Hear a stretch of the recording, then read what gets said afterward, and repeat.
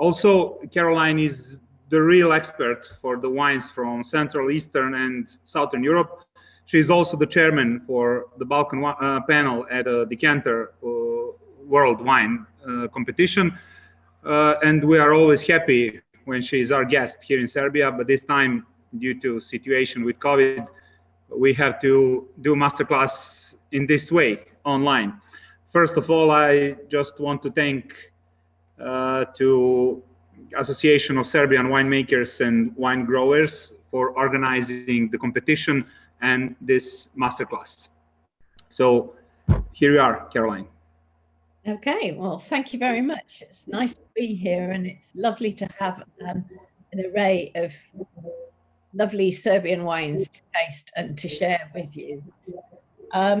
So just a little bit of background, my personal connection with Serbia goes back to the early 1990s, or I should say with the land that is Serbia today, maybe, because back then I was working as a buyer for a chain of wine shops, and Eastern European wines, Central and Eastern European wines were huge business then. So I used to buy some red wines from a winery called Navip that some of you will remember under the Million brand that they used for export.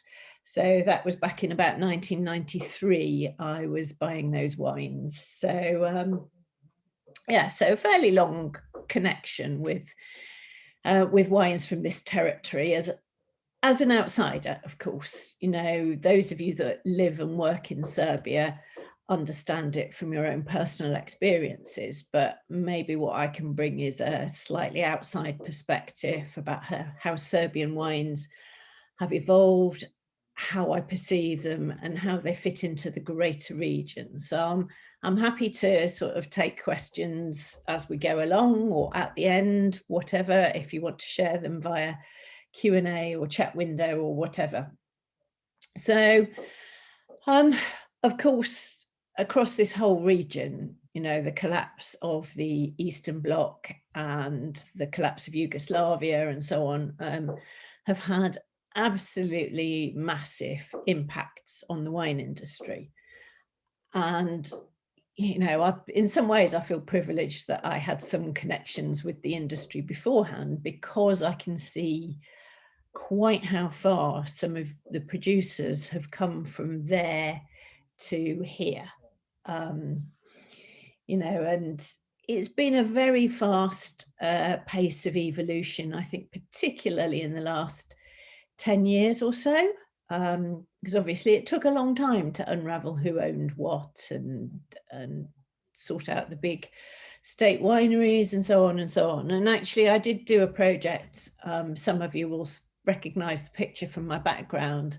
I did do a project looking at one of the big estate wineries, and honestly, it was astonishing what they achieved given the circumstances they were working with. Huge swimming pool sized concrete tanks with cracks and leaks and rusty seals around tanks, and destemmers that just beat the grapes into pulp. So the chances of making fine wine out of them were unfortunately not very high. But even then, the thing that really, really impressed me was the potential for the terroir. There are some amazing vineyards in Serbia, and I think that's what's gradually coming through in the wines, with this new wave of passionate, quality-driven winemakers starting to understand, these fantastic vineyards, great soils, great slopes, great exposure. And I'm not saying that everything's right yet, but the pace of change and the work in progress has been quite fantastic. And I think of the wines that I have in front of me, I find it quite interesting to see that, these are all small wineries, pretty much all relatively new wineries. And we've got a mixture of vineyards that have been planted in the new era, and are sort of 8 to maybe 15 years old. So definitely planted with modern viticulture and modern winemaking in mind. And then we have 1 or 2 wines that come from seriously old vineyards, 50 to 100 years old. And I'll talk about that when we get there, but there's something really important about that legacy of the past, of the old vines that naturally give low yields, and you can get quality fruit from, even if 50 years ago they were probably planted with volume in mind. That natural age and venerability gives a different outcome today. So maybe it'd be a good idea if we start with the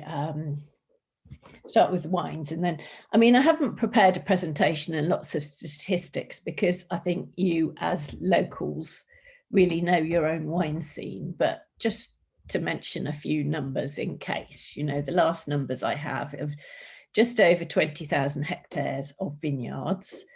2018, the crop was 149,595 tons of wine grapes, and there were 353 registered wineries at that time. One of the scary numbers is that there are still over 80,000 registered growers of grapes. And why do I think that's scary? I think that's scary because many of those will not be professional growers of grapes.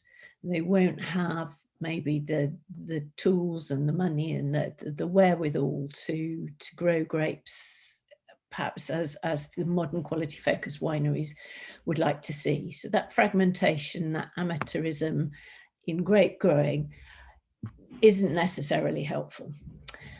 Though if anybody wants to discuss it, another problem that is increasingly cropping up around Central and Eastern Europe is actually who's going to work the vineyards. It's becoming increasingly hard to get workers.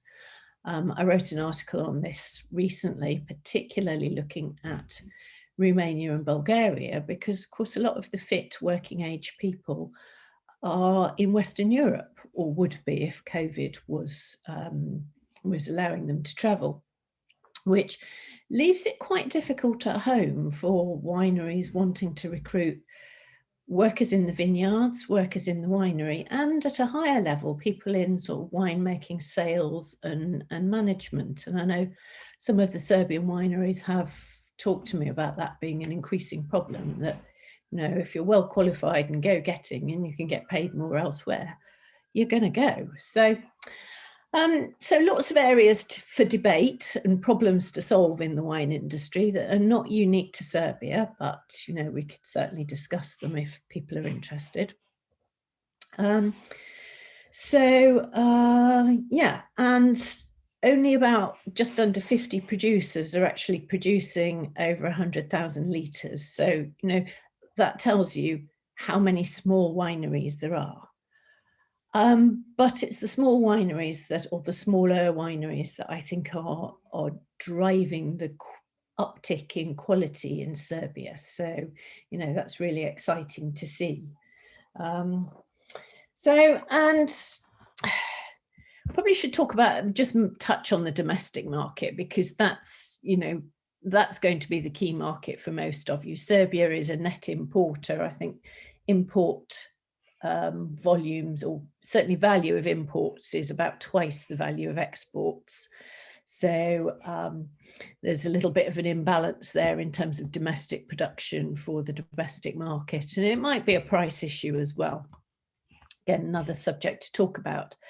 But perhaps the most important thing that Serbian wineries and Serbian sommeliers, and through magazines like Vino and Fino, needs to be developed is this domestic wine culture where people are proud of the local wines and are prepared to pay a little bit more money for them, because the small wineries tend not to have economies of scale.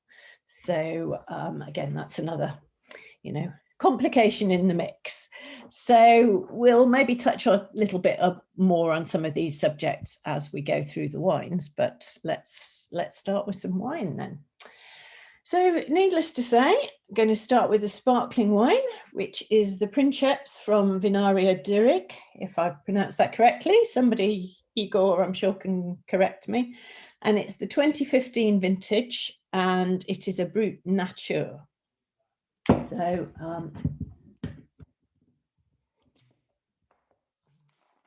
I tasted everything beforehand just in case of cork taint and so on. So let's get the wine in the glass. And I have to say, I do like this packaging. Let's try and get it in a better view. You know, it's bright and it's modern and it's quite eye-catching. I think it would have very good shelf presence. It looks quite smart, and it's not a silly heavy bottle as well. So this won the trophy for sparkling wine, and it's from Fushka Gora. It's in the central part, and it's 100% Pinot Noir. What I didn't manage to find out from them was whether this was Pinot Noir specifically planted for sparkling wine or not. But again, this is a young winery, started planting in 2009, built their winery in 2013, and made their first wines in 2014, which I don't think was the easiest year. I mean, it was a pretty rainy, wet. I think there was a lot of flooding in 2014, so a tough year to start. Anyway, so they've got about 20 hectares and are making about 100,000 bottles. It's family owned, and it's run by the son and daughter of the founder of the winery. And sparkling was quite an early idea for them. So just in their second year of production, so this is, say, 2015, so the information they sent me, it said South Exposition, and I thought, oh, that's a bit odd, because most people in Southern Europe are actually moving to north-facing slopes for sparkling wine. But I think this is highlighting one of the special features of the kind of Fushka Gora region, because you've got altitude, which makes a difference, and you've got breezes coming off the mountain. So this is picked from vineyards at about 250 meters. So there's this really dramatic diurnal temperature variation. In other words, sunny days and cool nights. And particularly with a grape like Pinot Noir, where it's naturally quite high in an acid called malic acid. And in warm nights, malic acid gets broken down through respiration. So with Pinot Noir, that's one of the reasons why it's a cool climate grape. It's not the cool climate per se, it's the cool night times that are really critical with Pinot to keep that acidity. And of course, if you're going to make classical method sparkling wine, what you need is acidity and a relatively neutral base wine. So you're probably going to pick it at slightly higher yields, picking it slightly earlier. So this is just 12% alcohol, and that's with the second fermentation. So they've managed the vineyard specifically with sparkling wine in mind to get this fresh, relatively neutral base wine. And then, of course, the character so much in sparkling wine comes from lees aging and the time it spends on lees. And here we've got, so it's traditional method. So it's fermented in the bottle. Part of the base wine was actually aged in used oak barrels. So a little bit of texture and complexity from that, a little bit more oxygen. So giving that kind of slightly savory character. And then second fermentation, and after that, 3 years in bottles, no dosage, just disgorged, and that's what you get. So you've got this lovely pale golden wine, and the nose has got this nice biscuity, autolytic, slightly yeasty character about it, which you would expect from fine sparkling wine. Little tiny hint of red fruit, again, which is the Pinot Noir character.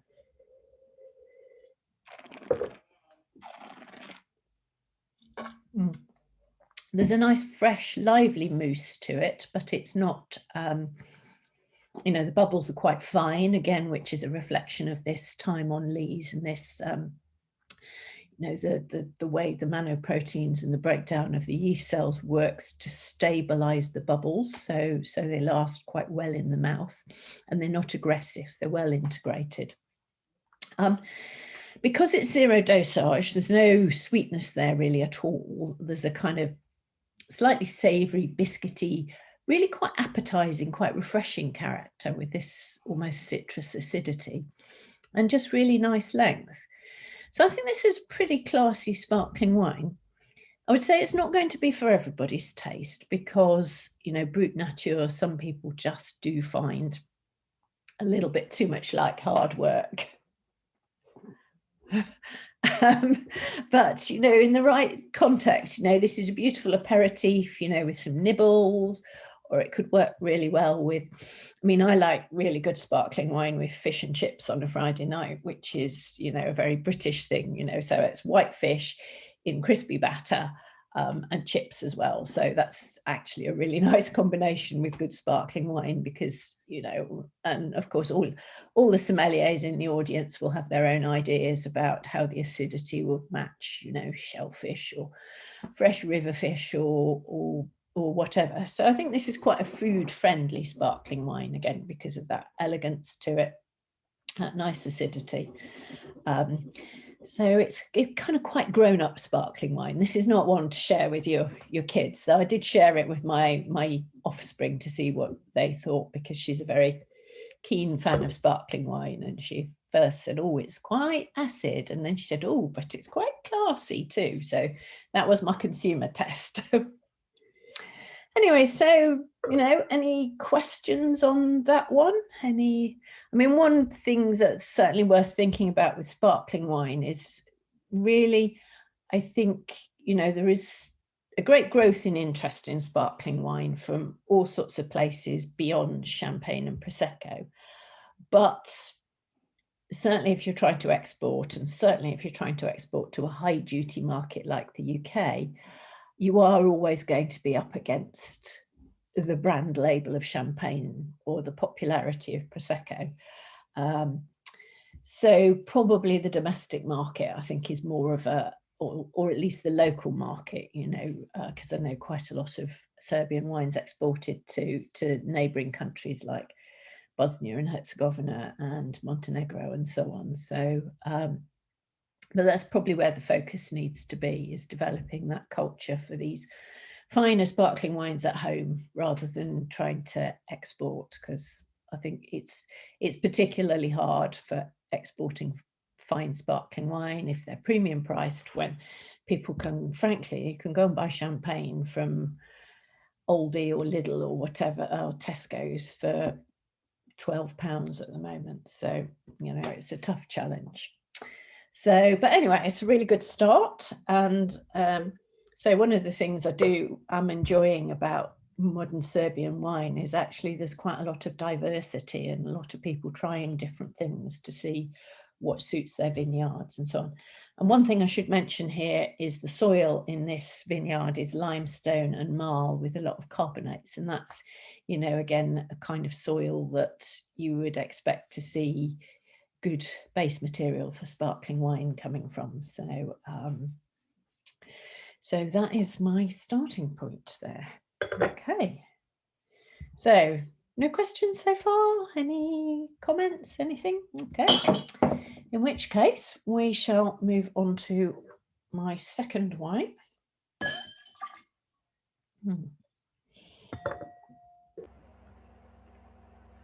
And yeah. So, Caroline? Yes. You can hear me? Great. We will spend the last 15 minutes of the masterclass for the questions. Okay. So all the questions at the end, okay? Thank you. No problem. Yeah. Okay, so next we have a wine from a winery called La Star, and it's Tamjanica, and it's 2019. Hopefully you can see the bottle if I hold it up there. Yes. Okay. So, yeah. So Tamjanica, interesting grape. I think lots of people in Serbia and your neighbours like to claim that it's a local grape variety, and it kind of is and it kind of isn't. I mean, genetically it's a Muscata Petit Gran, but that doesn't mean to say that it hasn't been, you know, and it probably arrived in this part of Europe with the ancient Greeks more than 2,000 years ago. So there's been lots of opportunity for it to be selected and become a local selection. So it's kind of international, but also local. So, and I think these aromatic grapes like Tamjanica are actually quite popular in Central and Eastern Europe in a way that they're not really in the UK, which I think is a terrible shame, because they're incredibly versatile with a lot of the food that we love over here. You know, we eat, because we don't have a hugely complex food culture of our own, you know, it tended to be stews and pies and fish and chips and things. We've actually got an incredibly diverse culture brought by the immigrants, waves of them who've come to the UK and made us such a, well, I used to think such a cosmopolitan country. You know, you can have food from anywhere in the UK. I'm not sure that there's a Serbian restaurant, but I bet there is somewhere if I look. But anyway, you know, we have a lot of Asian cuisine, Chinese, Thai, Vietnamese, Indians, Pakistani, Bangladeshi, and all those cuisines are actually fantastic with these slightly more aromatic grape varieties. So I do think it's a shame that people over here tend to like their white wines a bit more neutral. But anyway, onto the wine itself. So the wine region here, we're in Tre Morave from Levac, 100% Tamjanica. And the winery, I'm not quite sure when it was first founded, but anyway, this vineyard's 10 years old. And I know the owner just had fond childhood memories of wine and wanted to do something to kind of recover the history and the culture of his country. So the first plot was planted 10 years before the first wine was made. Again, I think this relatively new winery. And this particular vineyard benefits from 3 different winds from different mountains near the vineyard, and it's in a kind of natural amphitheatre as well. So it's cooler and fresher than the Zupa region. So that's the first thing. And you've got clay, sand and limestone in the vineyards. And I talked about altitude with the first wine. Again, altitude's a factor here, 330 meters. And altitude makes a difference because you drop, I think it's a degree centigrade for every 100 feet. So 100 feet is so it's nearly 3 feet in a meter. So by the time, you know, you've got up to 330 meters, you're losing quite a few degrees in terms of temperature, especially again at night.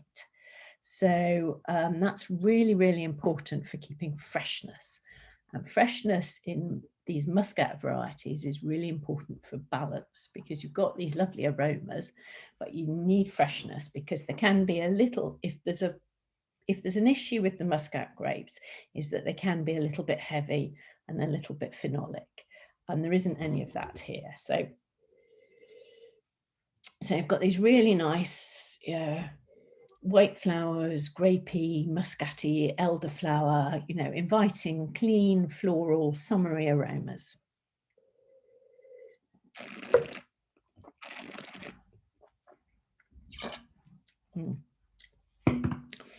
And then another thing I like about this wine is that they've obviously picked it quite early, or maybe it's the cool vineyards, but it's 12% alcohol and the pH is 3.3. So you've got that freshness, you've got delicacy to it. You know, you haven't got any of the bitterness that muscat can get with higher alcohol levels. There's just a really nice purity and freshness on the palate.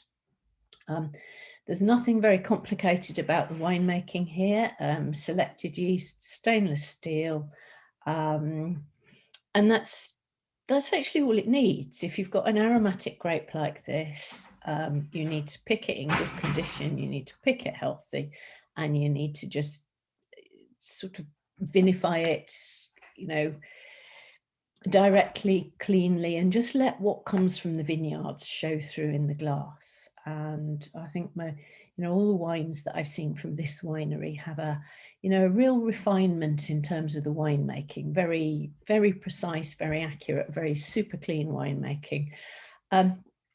And the beauty of clean winemaking and modern equipment is that it really does showcase what you get from the vineyards. You know, maybe we'll come on to discussing the impact of winemaking and natural winemaking and skin contact and so on later on among these wines. But here, I think you've just got something to say. Again, this for me would make a really nice aperitif. Pretty summery, sitting on the terrace on a sunny day. Not sunny day here, unfortunately, but or I say with our, you know, these Asian inspired cuisines particularly. And I think it would cope with, you know, things like, I'll tell you what works really well for me with Muscat grapes is asparagus. And asparagus is a pig to match with wine. You know, it clashes with so many things, but actually I think this would work really well with this wine. So there's some thoughts.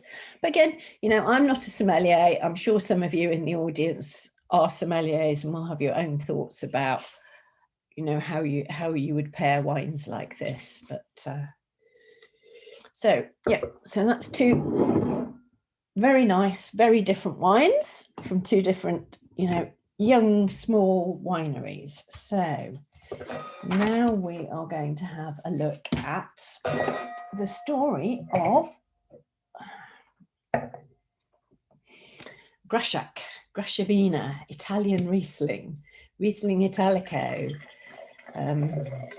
Riesling Vlasky, you know, Olash Riesling, whatever you want to call it. This poor grape, you know, it's so important in Central and Eastern Europe. You know, it's the most planted grape in Serbia. It's the most planted grape in Croatia. It's probably the most planted grape in Slovenia as well. And, you know, it's up there. I think it's number 3 in Hungary, you know, so it's a really important grape in all these countries. And yet it has suffered from a really quite a checkered history, certainly in terms of its reputation, and to some extent for good reason. Anyway, I'll show you what the wine is. It's the Vista Hills Grashac Reserve from 2012, and this won the trophy for local non-aromatic white grape varieties. And it also did quite well at Decanter last year, picked up a good silver medal with about 92 or 93 points, if I remember correctly. And I was on the panel that judged that, so I can comment from that point of view as well. But anyway, the grape itself, you know, I mean, I suppose its history. I mean, I first came across this buying Luter Malaski Riesling in the late 1980s, early 1990s, when it was a workhorse grape, you know, big yields, fairly neutral white wine in vast quantities for, you know, made with some residual sugar and, you know, incredibly popular, certainly in the UK back then. And I think it's suffered a lot in terms of its reputation for being this workhorse grape, being the, you know, it's the entry level wine. It's the one that you use to make spritzers with, so you can't taste the wine. Nobody's really paid any attention to the vineyards.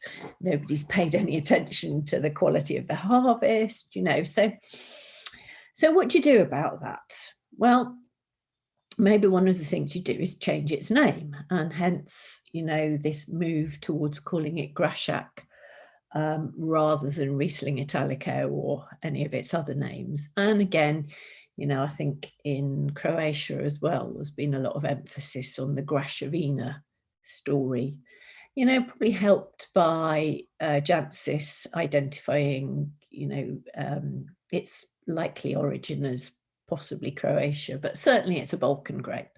I don't think anybody quite knows where it comes from exactly, but it's a Balkan grape, so let's call it a local grape. But yeah, I mean, Grashac is a name to give it a new identity and to reflect that, you know, hopefully people that are calling it Grashac are the ones that are then paying attention to its potential.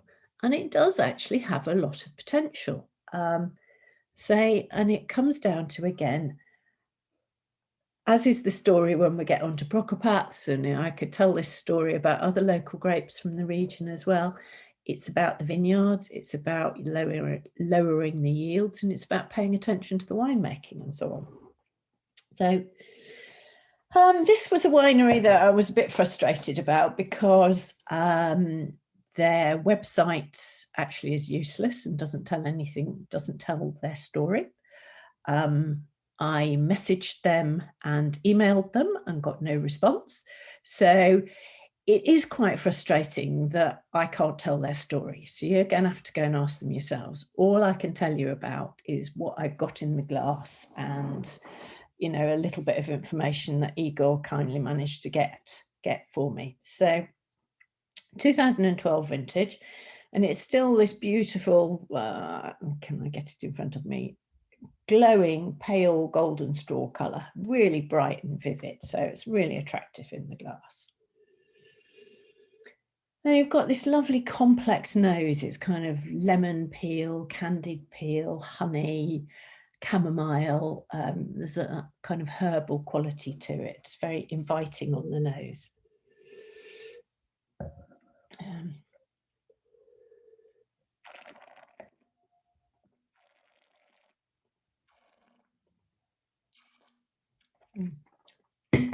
And then it's got this really nice texture and richness in the mouth. You know, it's a broad wine. It's got this real textural quality, quite rounded.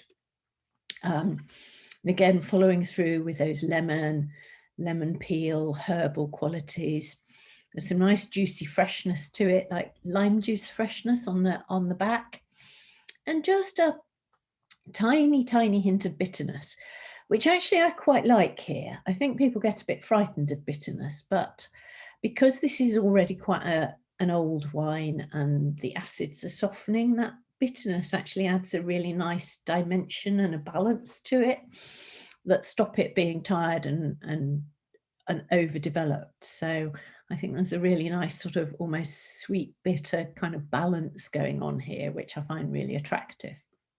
And, you know, this is a 9-year-old wine from a grape that nobody has much time for. And this is very much still a wine that is in lovely condition. It's drinking beautifully now. I probably wouldn't keep it for too much longer. You know, it's not going to fall apart in the next year or two, but I wouldn't put it away probably for another 10 years. But, you know, there's real depth and complexity here, which is, you know, which is fabulous. So a little bit about the place and the winemaking. So 220 meters, so slightly at lower altitude, but still enough for that cool night thing. South facing, and it's from a 50-year-old vineyard. So when I was talking earlier about this new wave of wineries and their new vineyards, you know, there are also these old vineyards that have this natural balance and real natural intensity to the fruit here. So, and I think this shows in this wine beautifully. And the winemaking, you know, again, if your fruit's good enough, you don't need to muck about with the winemaking. So this was selected yeast, and it was 6 months in stainless steel.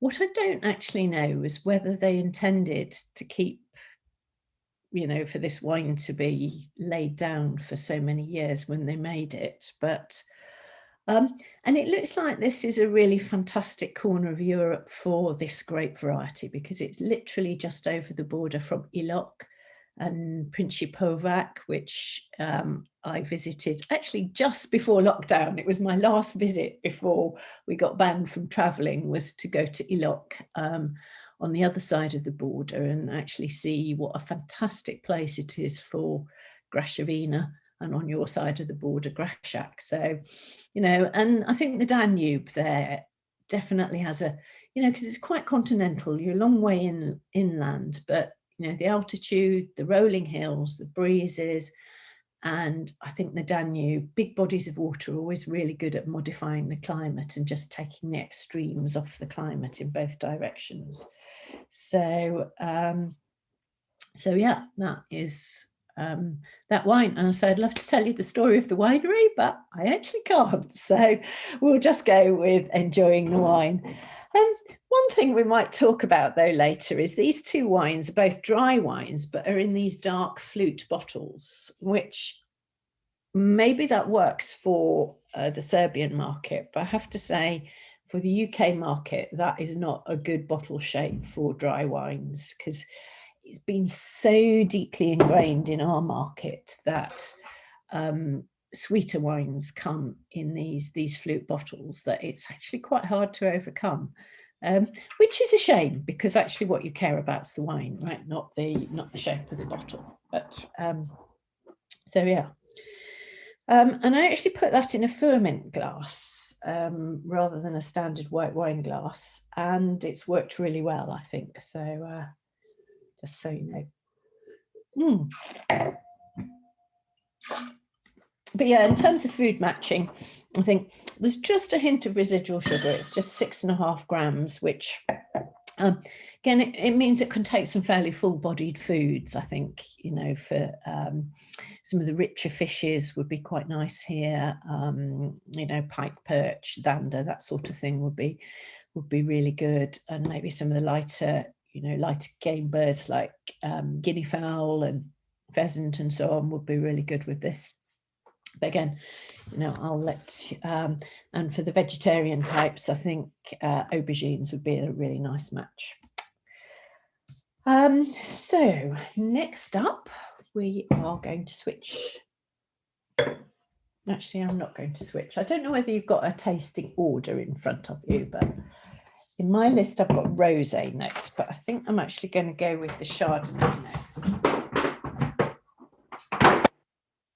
Right, so next up, we have the winner of the International Whites Trophy, which is from a winery called Vinum, and it is Chardonnay 2018.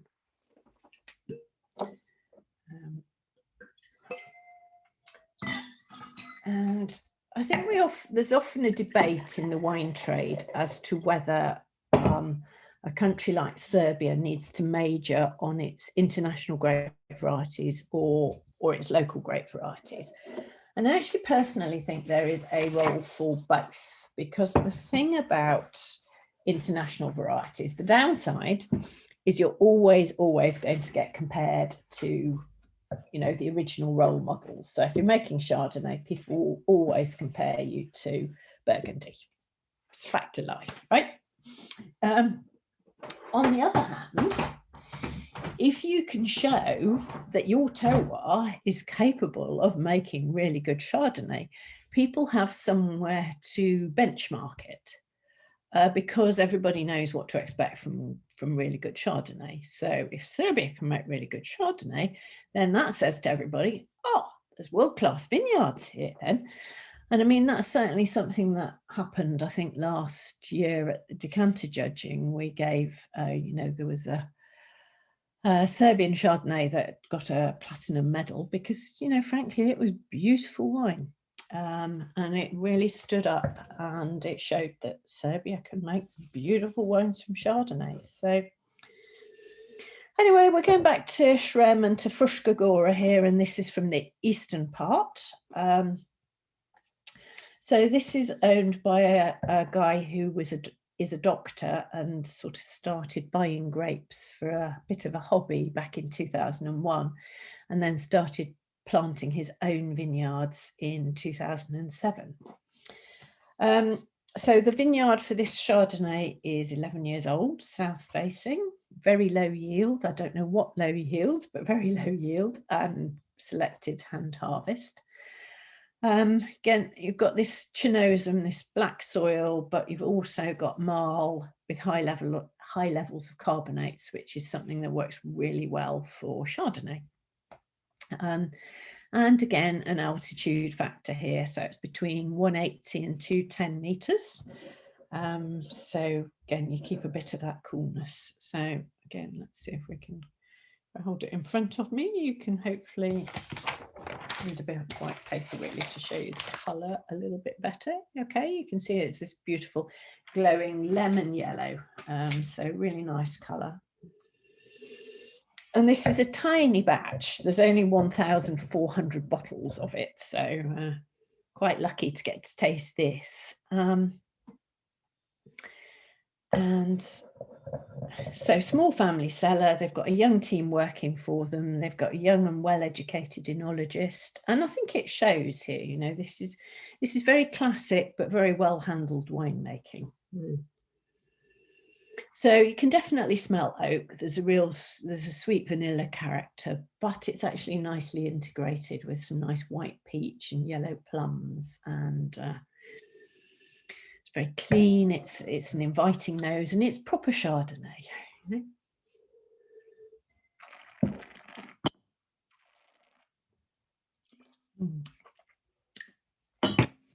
And on the palate again, it's quite ripe.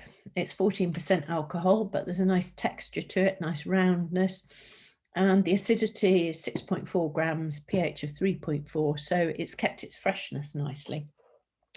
And there's good length. And I think the oak, while it's noticeable, is really harmonious here, really nice oak. And I think one of the things there, so it was whole bunch pressed, fermented in oak, so hence that's why you've got this nice integration of the fruit with those layers of oak character. Selected yeast, malolactic, so that's given it a nice creaminess, that textural quality that you get from well-handled malolactic.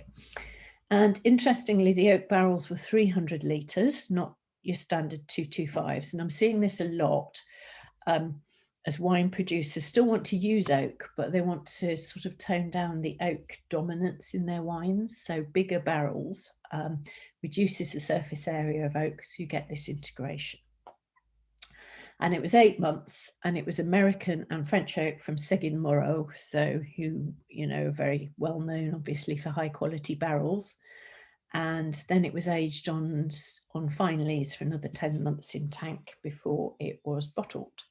So, so yeah, that's you know, just a really nice glass of Chardonnay. And it's quite fashionable to, certainly in the UK, to not like Chardonnay anymore. But, you know, when you have a glass of Chardonnay, you can see why it's a great grape, you know. And it's such a versatile wine with food of all sorts as well.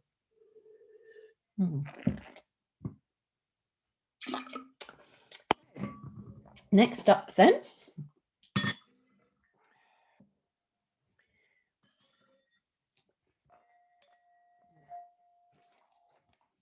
we are going to go pink next, I think, and I'll tell you why in a minute. Okay, so this is a rosé from Kosovic, my notes, who are a small winery, I understand.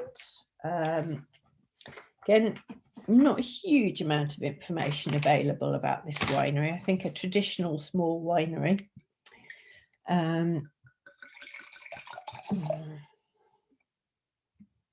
And again, we're in the Fruška Gora in the eastern part, and this is Merlot and Cabernet Sauvignon. Alcohol 13.3, total acidity according to the winemaker is 7.3, and that's always, I think it's really important in rosés. People do tend to want quite a lot of freshness.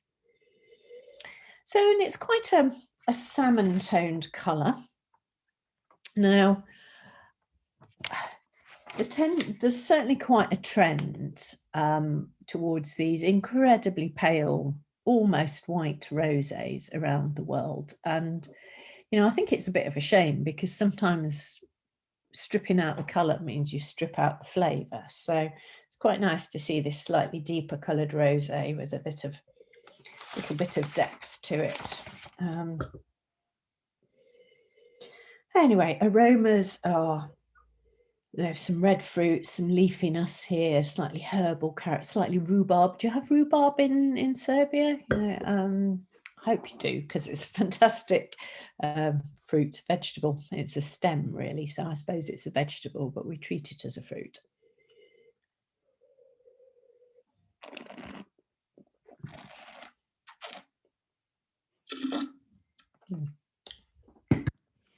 And so there's a nice freshness to it here. And I think the Cabernet Sauvignon character actually comes through quite strongly on the palate. There's a real kind of blackcurrant leaf character to it. So a real personality and flavour in a rosé here. And so you've got this fresh finish. It's very dry. It's only 2 grams of sugar. So it's definitely a very food-friendly rosé.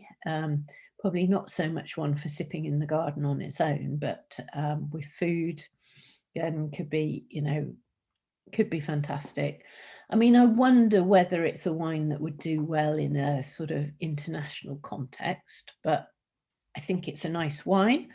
And I say it's got plenty of character and real varietal expression here and real freshness to it, which I suspect are the things that attracted the judges for getting its trophy for the rosé category. So I don't really have any more information about it than that. Family business.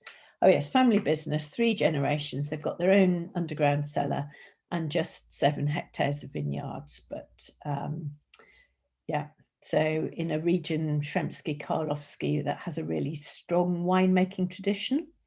And apparently the architecture is quite dramatic, a bit like Vilan in Hungary. So I think it's somewhere I need to go and visit. So, you know, nice wine, small winery, so real personality here, freshness, juiciness, and this real varietal expression. So lots to enjoy there. Okay, so we will now go. Excuse me.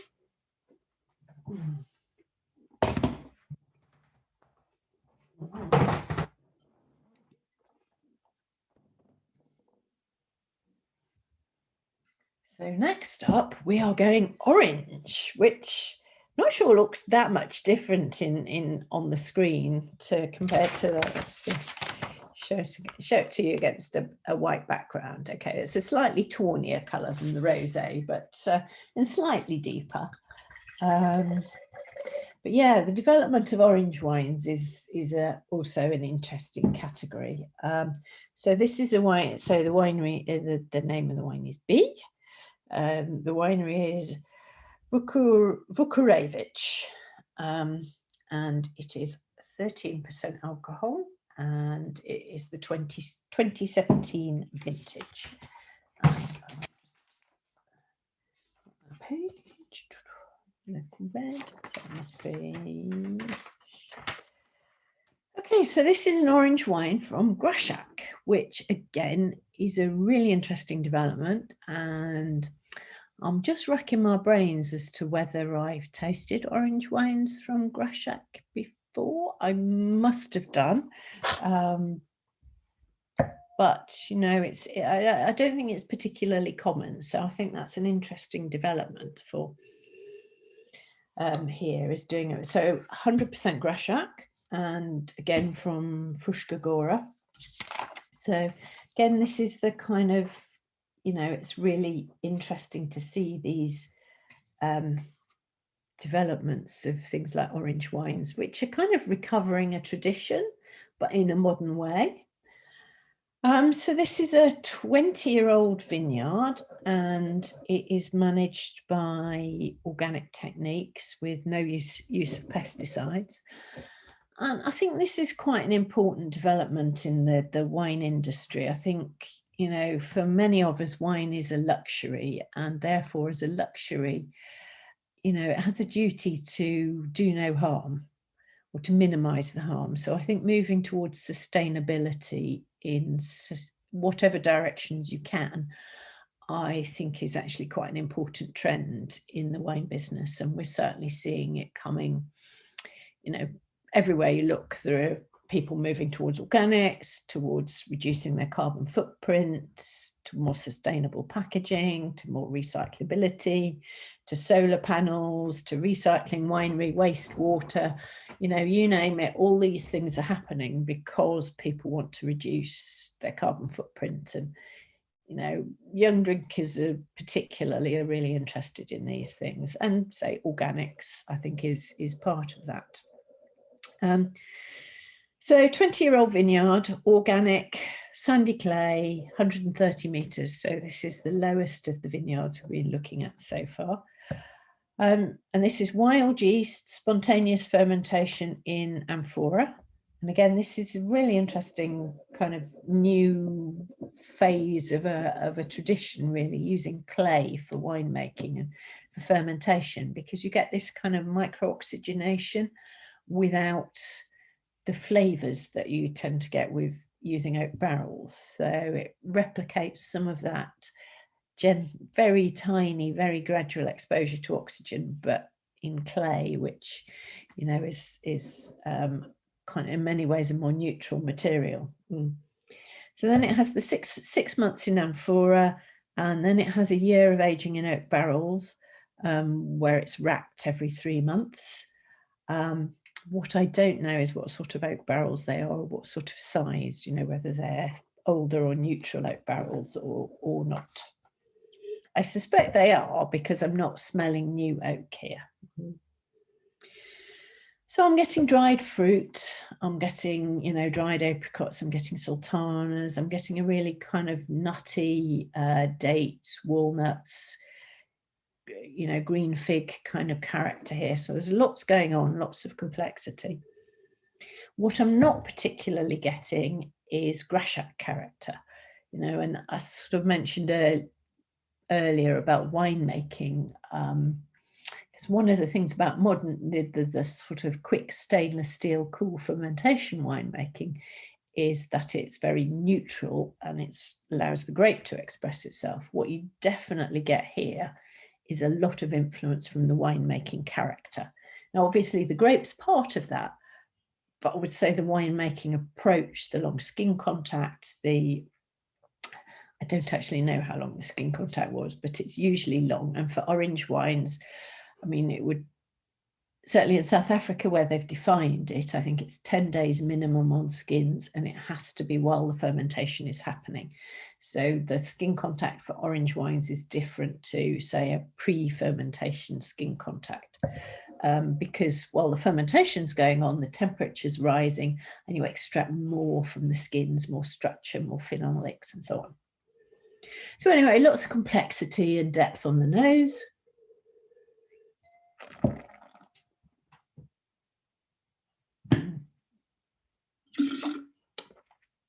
And on the palate, again, this kind of savoury, almost saline, salty kind of character, quite savoury, dried apricots, but also not terribly fruity, but it's structural and it's kind of quite sapid and appetizing because of that structural quality. And again, I think these are food wines par excellence. They can go with, you know, so many different things, because you can have them with sort of heartier meat-based dishes. I think smoked fish would be fantastic, you know, grilled aubergines, mushrooms, those kinds of savoury umami sort of vegetarian things as well. So lots of things you can do with these wines, but they're definitely not everybody's taste, and you have to put them in, I think you have to put them in the right context. They're kind of intellectual wines that need thinking about and enjoying in context more than anything. But, you know, really, really interesting. It's got that orange character, but it's not too harsh. Sometimes I find orange wines are a bit extreme, a bit volatile and a bit too tannic, but actually this treads a nice balance. So that won the trophy for orange wines. I'm sure trophy for amber wines. So I'm going to switch colours now and have a look at a couple of local wines. Well, a local wine. So we are going Prokopats now, from a small winery called Rashkovic Brothers, and this won the trophy for the local red. Now, this family's been making wine for centuries. You know, they were first on the local census in 1834, but also think that the family's been making wine for a lot longer than that. So again, this is an interesting one, because Prokopats became a bit of an ugly duckling in the previous era, because it is capable of producing really high yields and in that case, fairly low quality wine. But, you know, like several of the other Central European grapes, you know, with the right attention to detail, lower yields, old vines, etc., you can make some really fantastic things out of it. And this is from a vineyard that's 80 to 100 years old. So you've got that natural depth and balance. And actually, I guess it predates Yugoslavia even. 320 meters, sand, clay and limestone, spontaneous fermentation. We're in Župa here in the Tri-Morave region, I should say. And they're very proud of having been, you know, their granddad's wine being praised by King Alexander I back in 1933. And father actually studied viticulture and planted his first vineyard when he graduated. So it was kind of the first modern vineyard in Župa back in 1962. So kind of modern vineyard, but based on a very old tradition. Anyway, the thing about Prokopats, I think, is it's, you know, it has this, it's not deep coloured. And I think there is a cultural thing in Central and Eastern Europe about deep colour being associated with quality. And it's time to move away from that, you know. You can have fantastic quality in, you know, and I know a lot of people struggle to sell, say, Pinot Noir in Eastern Europe because you can see through it. And you can definitely see, let's see if we get the colour up. You can definitely see through that. Now it's hard to show you the colour on the screen. Anyway, you can definitely see through this wine. It's quite pale. It's a gentle sort of pinkish, lightish red.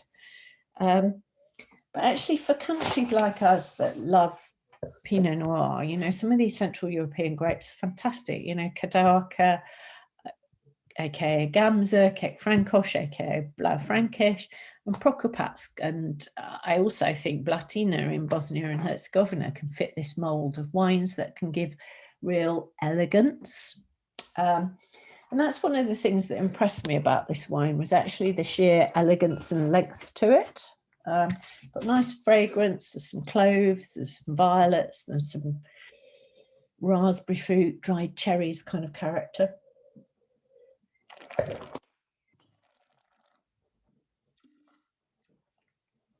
Again, follows through on the palate. There's a bit of tannin grip there, but that's fine. The acids are quite gentle. But so I think the thing where the old vines really shows through is that there is just fantastic length here. So yeah, I really like that fruit intensity, but I like that length, and I like that there's a real elegance here. And again, I would love to see that with, you know, wild mushrooms and, you know, for the meat eaters among you, sort of pork dishes, duck, that kind of thing, I think would be also really good. But yeah, I can still taste it now. The fruit flavour is really lasting in the mouth. So, you know, culturally sort of changing people's ideas that quality red doesn't just have to be big and inky and dark and soupy tannins and so on. And just on the wine, yeah, it's 14% alcohol, so it's quite right. But the pH is 3.5, so it carries it quite well. And say spontaneous wild yeast fermentation, 12 months, partly in barriques and partly in 500-litre barrels. Again, I don't know whether they're Serbian oak or not. I suspect so, because I do associate that hint of cloves and spice with Serbian oak. But I actually didn't manage to find that out. So, yeah, you know, really interesting wine. And, you know, I'm really interested in the development of Prokopats as a flagship for the country. And then same question with, you know, international and local grapes. And we have one of each here, obviously. We've just had the trophy for the local grape and then the trophy for the international grape. Show you is a Merlot. And again, the same story really applies. So this is Vinis Merlot from Vinaria Vinis, and it's the 2015 vintage. And I'll say the same story applies. Can you show that your terroir can do great things with international grape varieties? And actually, I really like that side of the Balkans for Merlot. There's some fantastic Merlots in sort of in Western Slovenia, down through Croatia, in Istria, and, you know, some really good Bordeaux grape varieties I've come across over the years in Serbia too. Again, what I thought was interesting about this was, again, it's not inky dark, you know, it's quite transparent. So the bottle says it's 100% Merlot, and it's 13.5% alcohol, which is actually really nice to see, because I hate Merlot when it gets too overripe and alcoholic. And I think this 13.5% alcohol with, I did get the, can't find it now, but the acidity was actually quite good. And I think the pH was only about 3.3 or 3.4, which means it keeps its freshness. And I say, I really hate Merlot that isn't fresh, you know, because it loses all personality. And this is 2015 wine. And it's actually really youthful. It's kept really well. I mean, there's black fruit here. There's that brambly blackberry fruit. There's some, you know, kind of slightly forest floor, a little bit of age and complexity here, a little bit of oak character to it. But, you know, it's still, you know, it's in really good shape for a wine of its age, which I suspect, again, is something that, you know, the judges found appealing.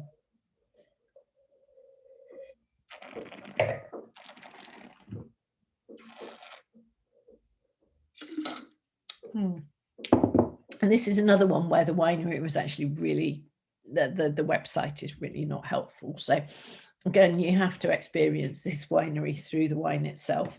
So Tremorave, Jagodina area. Apparently the village name Dobravoda means good water, own vineyards. And so what I like about this wine is that it's, you know, it's a nicely elegant, quite restrained. It's kept very well. I think it had 2 years in Serbian oak was part of the winemaking here, just so you know, but that oak is actually integrated really well with the fruit and it carries it really well. So again, you know, Serbia showing it can do local grape varieties and it can do international ones. So one more wine to share with you, tell you about, and I'm slightly running into the Q&A session, but so apologies for that. Okay, so a winery that I think everybody in Serbia knows, Aleksandrovic, and this is Triumph, and this is their late harvest Traminak, or Gewürztraminer.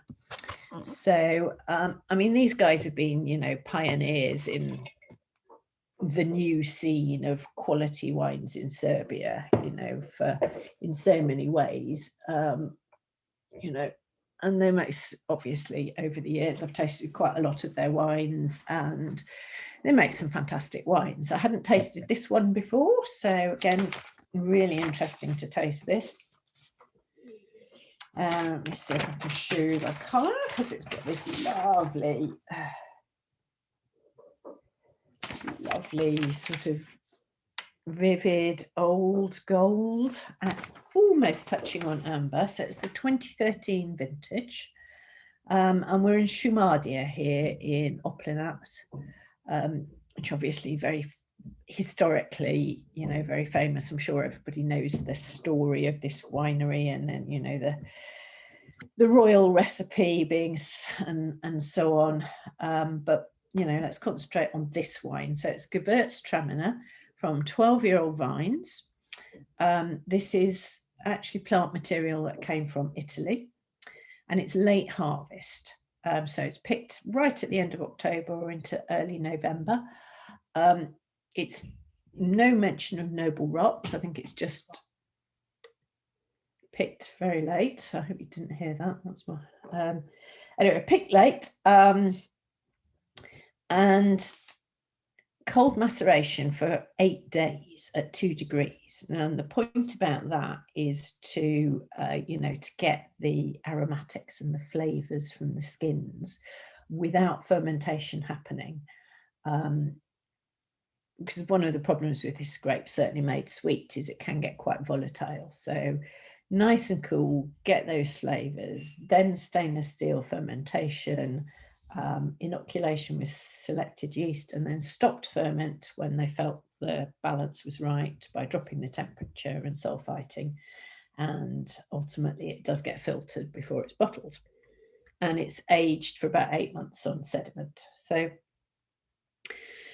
and there's this lovely, you know, inviting sort of tropical, spicy, floral, mango, so much going on the nose here, because you've got this interesting grape variety with loads of personality, you know, the rose petals, Turkish delight sort of character. And you've got age as well, but it's aged really, really nicely.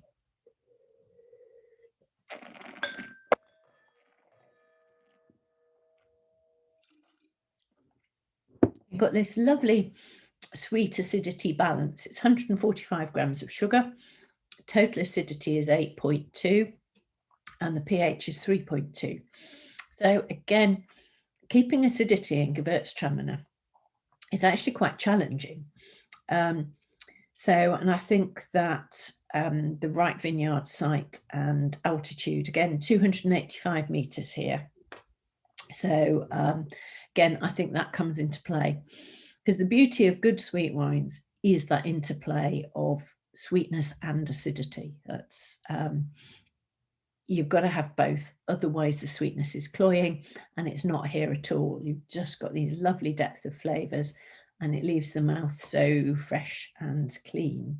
So, you know, incredible diversity of wines here from Serbia, local grape varieties, international grape varieties. So, you know, it's a real privilege for me to see all these wines. And, you know, I think there's a really good story evolving here that, you know, it'd be great to see more Serbian drinkers probably enjoying more of these individual interesting wines, and maybe exports too, but there's another question to develop. Right, got a question. So that's me done on the tasting part. So maybe it's time for a bit of a Q&A. So an anonymous attendee has asked that you've complained about the lack of communication from some wineries. What are the most important information and stories about terroir and grapes and wines should be communicated through websites and other outlets? Well, it does depend a little bit on who your audience is. But you as a winery must know your vineyards, you know how many hectares you've got, you know what your soils are, you know how old your vines are. So even if it's only one person a year like me that wants that information, why not have it available? You know? You don't want to have it available to the general public, at least, you know, answer your messages. You know, we want to be able to, communicators like me want to be able to tell a story. And it's not just about what's in the glass, about giving context to what's in the glass. You know, some of these human stories, what motivates people, what their soils deliver, why they make wine in the so kind of getting that bigger picture that I want. And I also want wine, if it's me, I want the winemaking information. I don't want the winery just to tell me tasting notes, because I can taste those bits. But, you know, with modern technology, and I don't mind whether it's Instagram or it's Facebook or it's social media or some other sort, or it's your web page, but make it available, you know? Thank you, Caroline. This was wonderful. We have a few interesting questions here. First is, when you think about the Serbian white wines, what variety or style comes first to your mind? Well, that's a good question. To be honest, recently, I think I've tasted more international whites and more international sort of based white blends. So, yeah, probably, you know, Sauvignons and Chardonnays probably come to my mind first, because that's what I've had most experience of from Serbia. Cool, thank you. And one more question. Can you compare Prokopats when you first tasted it and today?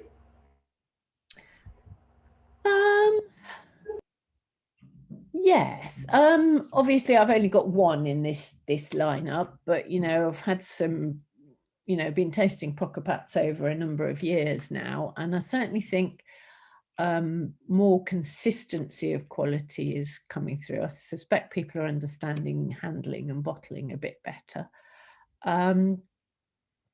But I still think it's work in progress for some people, you know, but probably the older, I'm just trying to think back to the oldest Prokopats I tasted, probably was 2000. The oldest serious Prokopats I tasted would have been the Serb Rossa from Budimir 2007 vintage. So, and I think probably, you know, it was a seriously impressive wine, but it was big and structured and needed a long time to come round. And I think that winemakers are becoming a little bit more refined and a bit more kind of working on its more elegant side than just trying to extract power out of it, which I think is a kind of curve I've also seen with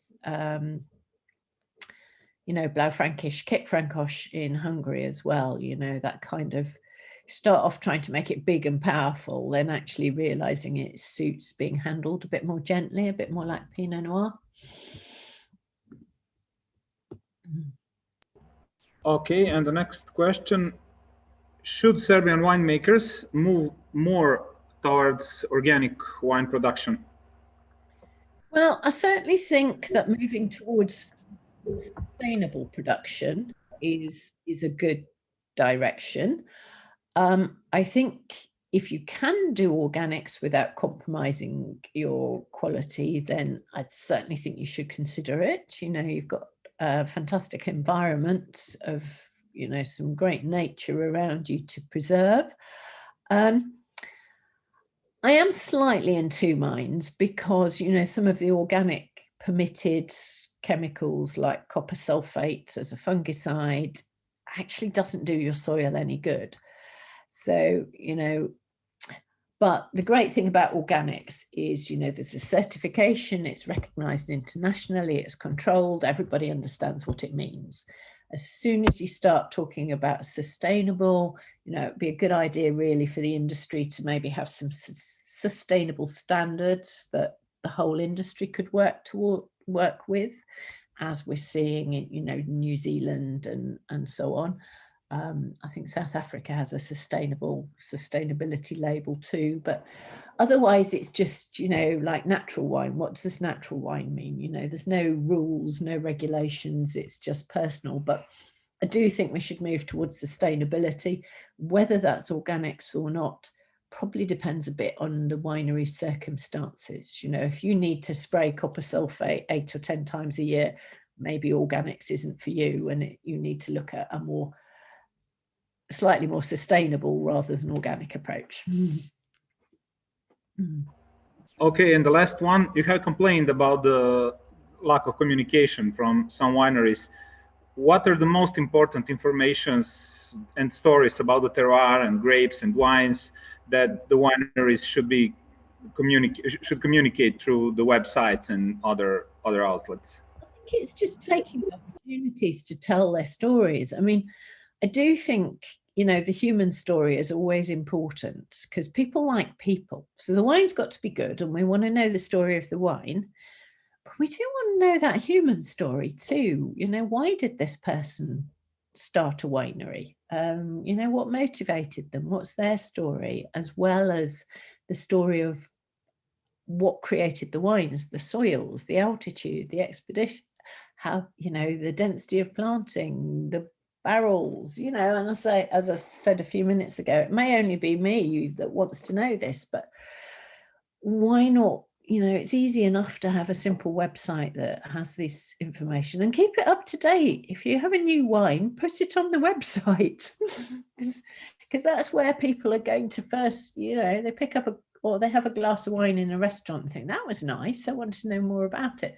Make it easy for them to find out more, you know, build that personal relationship with the customer, because they're going to be important brand ambassadors for you if they feel connected to the winery.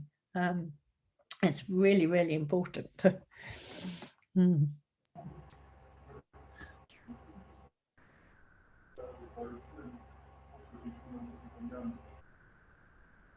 We have one more question from the winemaker. What do you think about, if you have experience, especially in Serbia and Tamjanica, what do you think in general about using oak in Muscat wines, especially in Tamjanica, if you have tasted any? Generally, I would be against it, because I think using oak fermentations tend to be warmer.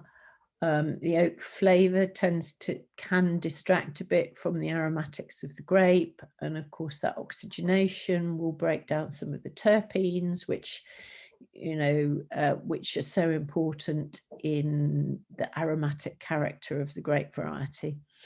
Having said that, I think I have on the odd occasion tasted Muscat that's gone into oak and is not a disaster, but I think you need to be really careful with it, because the chances of losing that essential Muscat terpene character because of the nature of oak use are actually quite,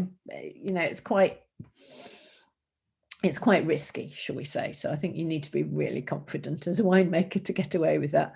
But, if you are confident and the oak is right, I almost think acacia would be a better experiment if you want to use barrels with Tamjanica, because acacia brings a kind of nice sweetness without those kind of very overt oak characters. But again, I would tread carefully and do it as an experiment to start with if you're the winemaker asking the question. But I'm open-minded. I'm happy to be convinced otherwise. Thank you. One more.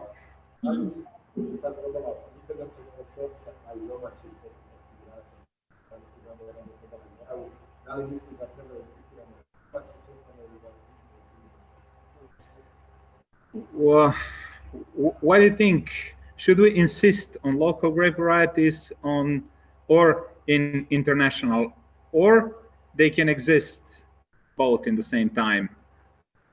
Well, I think having both can be international grape variety in Serbia authentic enough? Well, so I think there's a role for both, because certainly if you're talking to export markets where they're flooded with Chardonnay and Merlot and Sauvignon and what have you, it's really hard to open a door by coming along and saying, I've got this great Chardonnay, and they'll go, yeah, right, I've got great Chardonnay from everywhere in the world. If you can go along and say, I've got this great Prokopats or Tamjanica or Smederevka, possibly. Not that I think Smederevka can make great wines, but that's another story. Again, I remain to be convinced. I'm open-minded, but at least people might pay you attention and take it and be interested, because there is a real thirst for people looking for authenticity and something different in the next big story. So at least you can start a conversation. And you may actually sell them your international, if you get a listing, you might sell them the international grape, but it certainly helps get attention and open doors. But sometimes, on the other hand, selling Prokopats from Serbia, when people probably can't put Serbia on a map, never heard of Prokopats, didn't know Serbia made wine, it's a really big ask. So sometimes selling people something familiar, and then that they understand and that they can see, actually, oh, as I said with the Chardonnay, this is really good Chardonnay, never mind where it comes from. That can also be useful. And then, of course, your domestic market, you've got this real problem with overcoming this perception of, say, the Italian Riesling and the and the Prokopats that your grandparents drank that actually wasn't very good. So you're trying to convince the domestic market to drink quality wine, and you're probably, I would think, still at a stage where the international grape varieties are the ones that are glamorous and people understand and want, see as aspirational in the local market. So there are all these factors going on. There is not a single answer. And I think both international and local grape varieties have to be part of the mix for different reasons.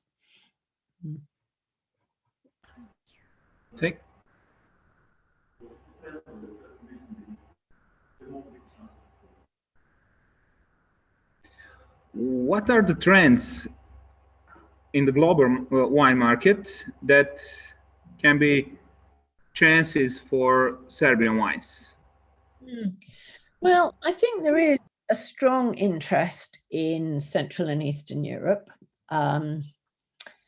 Certainly sort of in the UK and Western Europe. I'm not sure that it's caught on in the States, but it's developing a bit in Canada from what I understand. And I'd say that because I think the old world's been done and it's becoming increasingly hard to find a new story to tell from the old world.